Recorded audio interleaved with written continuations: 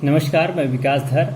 आज mass communication से related एक बहुत अच्छी बुक की बातचीत करेंगे, उसके बारे में उसी का लगभग रिव्यू करेंगे। लगभग समझ लीजिए, ये मास कम्युनिकेशन इन इंडिया और इसके लेखक हैं, राइटर हैं केवल जे कुमार। ये बुक इतनी फेमस है कि आप मास कम्युनिकेशन रिलेटेड या जर्नलिज्म से संबंधित कोई भी कोर्स, डिग्री, डिप्लोमा कर रहे हैं, कहीं भी कर रहे हैं, तो लगभग ये कहीं ना कहीं आपके लाइब्रेरी में ज़रूर मिलेगी या आपने इसको पढ़ भी चुके होंगे।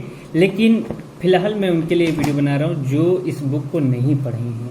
इस बुक के बारे में थोड़ी बातचीत करेंगे कि कैसी बुक है और केवल जे कुमार ने इसे कैसे लिखा है, कितना अच्छा लिखा है, क्या क्या डिस्क्राइब किया गया है।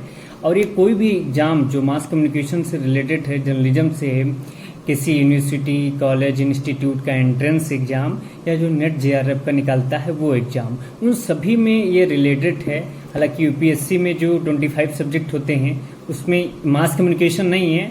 ये तो मतलब सोचने वाली बात है। शायद यूपीएससी प्रशासन को सोचना चाहिए कि मास कम्युनिकेशन ये सब्जेक्ट होना चाहिए वहाँ पे। लेकिन बहरहाल जो अदर फील्ड से हैं, एकेडमिक लेवल पर हैं, मास कम्युनिकेशन से अध्ययन कर रहे हैं, रिसर्च कर रहे हैं, पढ़ाई कर रहे हैं, कोई भी है, जर्नलिज्म से रिलेटेड कोई भी फील्ड है आपका, तो उनके लिए बुक बहुत ही हेल्प होगी। इसका नाम मैंने पहले ही बता दिया है, mass communication in Hindi, mass communication in India.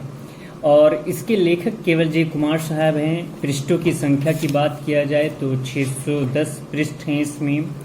और इसका जो आपके कहें प्रकाशक हैं वो जेको बुक्स प्रकाशक हैं, उनके द्वारा ये प्रकाशित किया गया है।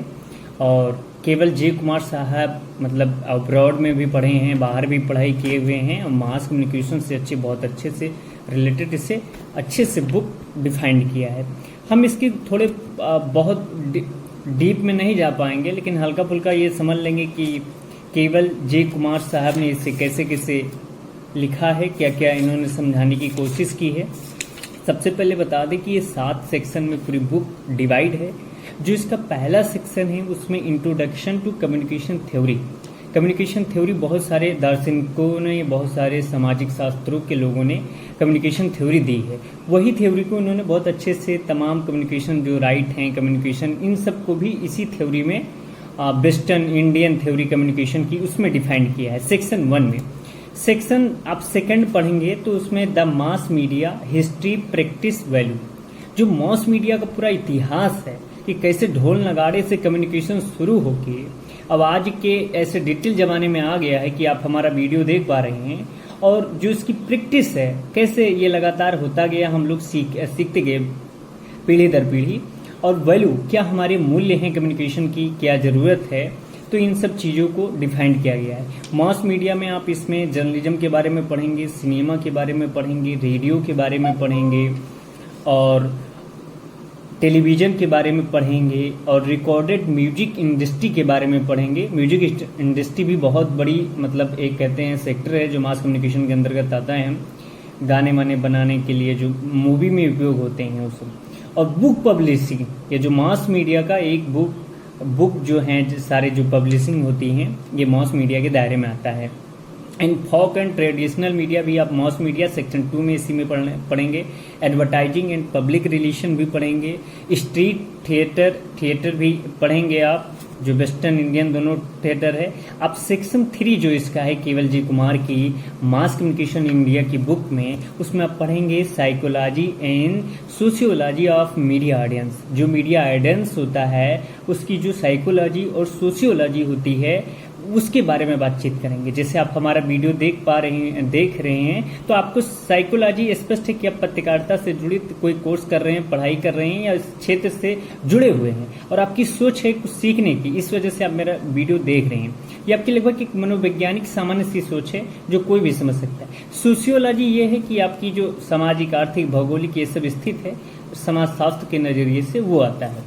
ये सेक्शन 3 में आप पढ़ेंगे। सेक्शन 4 जो है केवल जी कुमार साहब, उसमें इन्होंने डिफाइन किया है mass communication and society use effects and representation. जो मास कम्युनिकेशन है और सोसाइटी का क्या रिलेशन है उसके बारे में बहुत अच्छे से डिफाइन किया है। उसके क्या प्रभाव हैं, क्या इफेक्ट हैं, क्या उसका मतलब दुरुपयोग भी होता है ना मास कम्युनिकेशन का भी। देखिए सोसाइटी में अफवाह फैल जाती है, खबरें कम्युनिकेशन का रूप है पर यह गलत है, हिंसा हो जाती है सांप्रदायिक, ये सब कम्युनिकेशन है। पर ये सब बहुत नेगेटिव चीज़ें हैं। तो इन सब चीज़ों को आप समझेंगे कि सोसाइटी से क्या रिलेटेड है।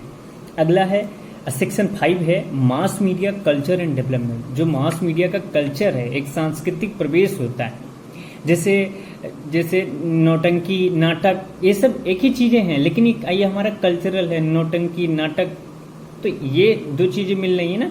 तो ऐसे हमारे जो कल्चरल कम्युनिकेशन है, जो उसका डेवलपमेंट हुआ है धीरे धीरे, वो चीज़ें इसमें बताई जा रही है। पहले नाटक होते थे, अब नौटंकी भी होती है। नाटक का बिगड़ा हुआ रूप नौटंकी होती है। तो ये जो लगातार डेवलपमेंट चल रहा है, वो डेवलपमेंट की भी बात इसमें सेक्शन 5 में की गई है। सेक्शन 6 में information technology, telecommunication and the internet. ये बहुत ही इम्पोर्टेंट टॉपिक है, 6 में बताया गया है। आज पूरी दुनिया टेक्नोलॉजी हो गया, पूरी दुनिया गांव हो गई है। पूरा आप इधर से उधर, आप यहाँ बैठे हैं, आप अमेरिका की न्यूयॉर्क यूनिवर्सिटी, कोलंबिया यूनिवर्सिटी का प्रोसेस देख सकते हैं, कैसे एडमिशन होगा आपका। ऑक्सफोर्ड देख सकते हैं कैसे एडमिशन का प्रोसेस होगा। तो ये टेलीकम्युनिकेशन की बात की है, इंफॉर्मेशन टेक्नोलॉजी की बात की है, इन सब चीज़ के बारे में डिबेट किया। सबसे आखिरी में सेक्शन 7 में इन्होंने mass media and intellectual property rights in the public domain.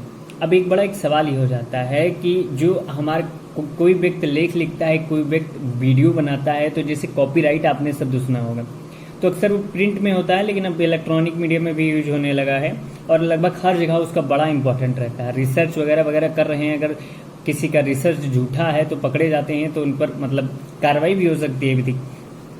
तो इस हिसाब से जो इंटेलेक्चुअल प्रॉपर्टी है उसके बारे में भी इन्होंने कई पेज में अब पूरा डिफाइंड किया है और खूब अच्छे से इन सब चीज़ों को समझाया है। तो अगर आप मास कम्युनिकेशन से रिलेटेड कोई अच्छी बुक ढूंढ रहे हैं और उसे खरीदना चाह रहे हैं, इससे मैं किसी ऑनलाइन शॉपिंग इंस्टीट्यूट कुछ मतलब संस्थान का मैं नीचे लिंक दे दूंगा डिस्क्रिप्शन में, अगर आप उसे वहाँ से परचेस करके खरीद के पढ़ सकते हैं और इन सब चीज़ों को समझ सकते हैं। इसमें बहुत अच्छी बात है कि जो मास कम्युनिकेशन से रिलेटेड जो भारत में पॉलिसी बनाई गई है, जो नियम है, कानून है, वो भी बहुत अच्छे से डिफाइन किया गया है।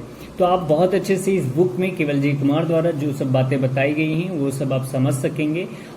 तो मैं इसके बारे में डिस्क्रिप्शन में जानकारी दे दूंगा। अगर फिर भी अगर आपको इसको लेकर कोई डाउट है मास कम्युनिकेशन इन इंडिया केवलजी कुमार की बुक को लेकर, तो आप बेझिझक हमसे क्वेश्चन पूछ सकते हैं कमेंट सेक्शन में। हम आपके सवालों का जवाब देने की कोशिश करेंगे। Thank you so much.